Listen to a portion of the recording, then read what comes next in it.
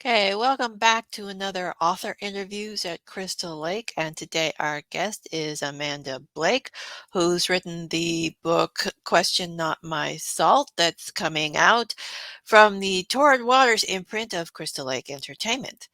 And so I'm just going to turn it over to her now and let her introduce herself. So take it away. Hey, I write horror of all colors. My first official publication is Question Not My Salt, and it's extreme, but I also write quiet, supernatural, paranormal, cosmic, just basically color or horror of all colors, and some fantasy, dark fantasy, fairy tale reimaginings. And I have some self-published books out under both horror and fantasy, in addition to Question Not My Salt. Cool. I've written some fairy tale retellings myself. So um, give everyone a quick overview of the book Question Not My Salt. Okay, so the premise is freshman Sierra is invited by her roommate to join her family for Thanksgiving. Now, Sierra is Canadian. She has a Thanksgiving, but she just wants to experience, a real traditional American Thanksgiving. And she's been told by Zoe that her family is really traditional and has a lot of their own little quirky traditions. So once there, of course, she's surrounded by strangers, another person's family, another person's world. So it's a standard awkwardness that you can get from that, from being somewhere that isn't your own world. But once the feast starts, that awkwardness quickly turns to cringe horror, and that cringe horror quickly devolves into extreme, um, because nobody at Zoe's mother's table can escape. So, you know, gory hijinks ensue. Yeah. So, what were your inspirations and your reasons for writing the book? So I've been holding on to a, an anecdote from when I was a freshman in college. And it was such a funny experience, and I've always wanted to use it for something, but it took a while for me to find the story for it. When I was a freshman, I was invited to my roommate's home for just a dinner. Um, and it was the first time I'd been with, I was trying to get to know her a little better, get to know her family a little better. And I stepped into their world and was immediately uncomfortable. I mean, they were perfectly welcoming, perfectly kind people, but you don't realize how comfortable your own world is until you step into someone else's, private world. And homes are very, very small worlds in which there are whole different rules from general society. So the funny thing that happened was that my roommate's mother told me, you know what, we're going to have a Southwestern soup for dinner. And I know some people, they have different levels of tolerance for spice, but it's a Southwestern soup. There's going to be some spice. And I'm a Tex-Mex girl, I like the spicy sauces. So I was like, oh yay. And then I took my first, sip of the spice, and there was absolutely or I took my first sip of the soup, and there's absolutely no spice whatsoever. It was very tasty, but I was just shocked that what they considered extreme spice didn't even register on my tongue. So I was really happy to finally find a place to use it, although I was not expecting it to be, you know, a, a horror family dinner, a horrifying family dinner. Yeah. So, yeah, there's been a few a trend, a little trend towards these family dinner sort of horror, especially in the movies. Did that influence you at all, or was that just sort of a happy coincidence? I think it was mostly just a happy coincidence. I think I wrote it before the whole girl dinner trend, but it does have that little feel to it. And I have enjoyed a whole lot of different, um, like cannibal horror and cringe horror and um, game horror. So like Ready or Not, Get Out, Would You Rather is another kind of dinner horror that that I really enjoy. But I like these kind. I think family dinner is one a way to bring the audience into a contained world, and then it's almost like locked room mystery, except with cutting implements. Yeah, that's just what I was thinking, is locked room mystery except with knives. Okay, so, tell us a little bit about Sienna. What's she like? What's her personality? What's her emotional journey in the book? Sierra is naive, she's shy, she wanted to move somewhere very far away from her family, in order to become more independent, but once she did that, she was like, "Oh, I may have gone a little too far." So she's kind of been leaning on her roommate, who's much more of an extrovert and much more confident, and of course, her roommate didn't go very far from her family at all. Her family lives where she's going to school, um, but Sierra is very meek, and she's not inclined to fight back when things start to go bad. So going from survival compliance to survival, fighting against it, um, is a process, especially when her new best friend, someone who she likes and respects very much, is telling her over and over, everything is okay. No, this is just how it is. This is okay. If you just follow the rules, everything's okay. Okay, so tell us a little bit about some of the secondary characters. Do they add some intrigue and complications, or are some of them on the chopping block? Well, there are 3 butcher blocks, so, no one is safe. Um, but I would say that the most important secondary character is Zoe, because Zoe didn't bring Sierra there to torture her. No one is actually at that table to be tortured. Um, it's sometimes a happy accident for the family if that happens, but there are sometimes whole feasts where absolutely nothing goes wrong. Zoe literally brought Sierra there because she really likes Sierra. Sierra really likes her, and she wanted to, bring her into the family. And their holiday feasts are kind of a crash course of trauma bonding and mutually assured destruction. And it's a really quick way of showing this is what my family is like. But if you're part of this family, if you manage to survive this, you have a port in the storm. This is you're never going to find a more loving and supportive family, if you manage to keep all your limbs. Okay. I think that might be a good tagline there. Um, tell us a little about the antagonist, the family. How do they develop, and what are their motivations? So yeah, the whole family in general, the Samuels family is the antagonist. I think I would say that the primary antagonist is Mother, who from the very beginning, Sierra understands her as Mother because that's the way that Zoe has always described her. You can hear the respect, you can hear the capital letter. Um, but she's the matriarch of the family. She's the one who sits at the head.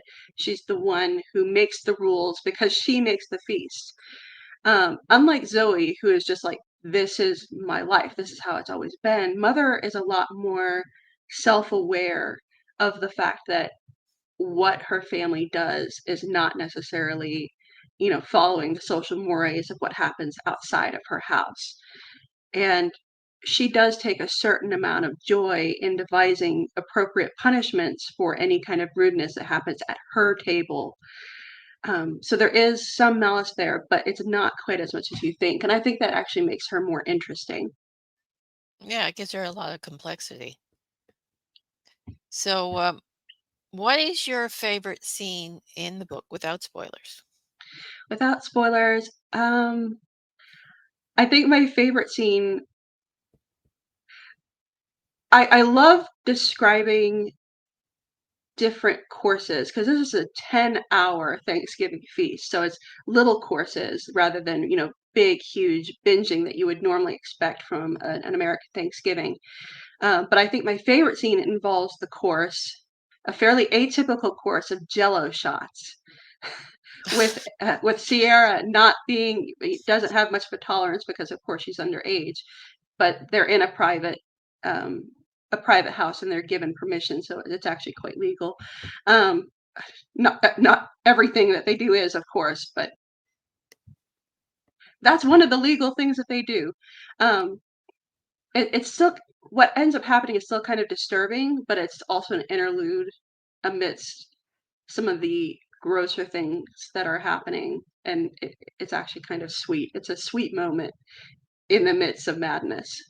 Mm, interesting. So, what was the hardest scene for you to write in the book? I would have to say that the climax, the final I guess you could call it a fight scene. I don't know whether it's a fight scene, but it's definitely the culmination of all the horrible things in the book. Because I wrote this thing completely off the cuff. I did not plan a thing, mostly because I wasn't planning on it being a book in the first place. I was planning on it being a 3,000 word short story, and about 6,000 words, and I haven't even reached the feast itself. I'm like, yeah, that's not going to happen. So I just kept going to see what would happen. And one of the one of the issues that you can have when you're writing extreme horror is that it gets so bad. Is there any way to resolve this at all? And I mean, with extreme horror, it doesn't necessarily have to be resolved. So, but you kind of still need to think your way out of a few really, really awful things happening. Yeah, those plot threads have to be sewn up somehow. Yeah. So, what do you enjoy most about writing in the horror genre? Um, I would say that one of the themes that sort of comes up over and over and over again, and it may just be as I get older and I see this happening in real life, it's the tension between people's principles and what they end up doing.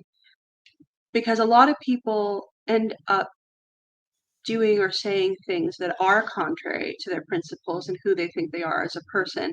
And that can create a lot of tension, even agony. The farther apart it diverts, the more agonizing it is. Um, in horror, you can dress it up with blood and monsters, but it still hits a very emotional nerve as far as who we are as people and the contradictions of our day to day life. And honestly, splatter is just fun. It's hard to explain that darkness can be so colorful, and not just the color red, like the Jello shots, color of the rainbow. Yeah, yeah, you try to explain that to someone who doesn't write horror, they look at you weird. One of my favorite things is looking at color palettes in horror, like all the times you see these really vivid purple or this really vivid green or this particular shade of chartreuse that seems to come up now and then. Sometimes the brighter the color, the more unsettling the moment. So, Hmm, it's the contrast. mhm. So, you've mentioned you write in other genres as well. So, why did you decide to start writing horror? Well, the funny thing is I think no matter what genre I write, I'm writing horror. Um, it's it's always at the heart of what I'm writing. Like I write fairy tale retellings, and fairy tales are actually quite dark. Mm, Um, you see a lot of fairy tale elements in horror. You see a lot of horror in fairy tales. So it really does interconnect. And because horror is such a piggyback genre, like you put it in mystery, you get a thriller. You put it in romance, you get something like oh, what is that? Bones and all, So horror really does fit in with a lot of genres. So whatever I end up writing, it ends up coming out like dandelions. so what's the hardest part of writing horror fiction for you? I would say it's especially when I'm writing.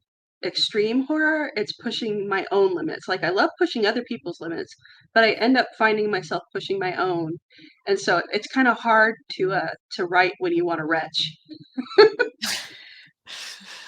That's funny. I don't, seem to have any limits when I write horror because nothing seems to bother me. If I read it, scares the crap out of me. But, if I write it, I don't have a problem with it because I know a lot of horror writers have said, if you're not scared, you're doing something wrong, but I don't know. Well, there is a lot of horror that I write that, it doesn't affect me at all, but I do have like one or two or maybe three limits um, that I used to think were hard limits until I started, trying to freak out myself. Okay, so who are some of your favorite authors? I cut my teeth, on the Gothic classics like Jekyll and Hyde. I have like every version of that I can find, or Dracula. I mean, there's so many versions of Dracula, and I will watch or read every version. Um, and of course, Stephen King is comfort food. It's usually R.L. Stine and Stephen King are usually gateways into other different kinds of horror.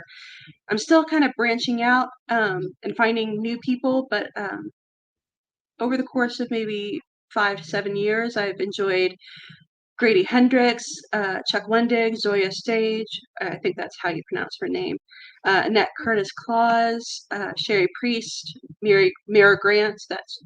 And I'm really loving encountering new authors as I go. Yeah, it's always fun to find new authors. So, what do you like to do when you're not writing? Do you have any hobbies or hidden talents? I wasn't aware that we were allowed to not write. That sounds that sounds like a lie. I must be writing all the time. No, I actually do enjoy like listening to music, walking. I used to enjoy working out until I got injured a bit. Um, I'll watch TV and movies just like everyone else. I love singing in the car and singing in the shower. Um, I'd love to get into some other stuff, but the timing just hasn't been right. So maybe one day I can start that cross stitch that I've wanted to do once I get all these big writing ideas down. Yeah, okay. So, what's your next project? What can we expect from you in the future? So after Question Not My Salt comes out February 16th, uh, I plan to put out the fifth book in my fairy tale mashup series, Thorns. The book is Crooked House, and it's the second in a sort of little cluster of more horror inspired stories in that entire series. I'm also putting out a seasonal poetry collection later this year, probably in the fall. Other than that, nothing's really set in stone. I don't have much planned, but I continue writing, I continue submitting things, and we'll just see. Mm. Well, we can look forward to those two books anyway from you in the future, and hopefully a lot more as well. So, I'd like to thank you for being the guest here today. It was a pleasure chatting with you. And please tell everybody where they can find you and your books. Okay, you can find me at amandamblake.com. That'll give you, and there's all sorts of links there that'll get you to my books. You can find Question Not My Salt at Amazon and soon at the Crystal Lake website. Okay, and you will find those links down below in the description. And that's it for this episode. And bye for now. All right, thank you so much.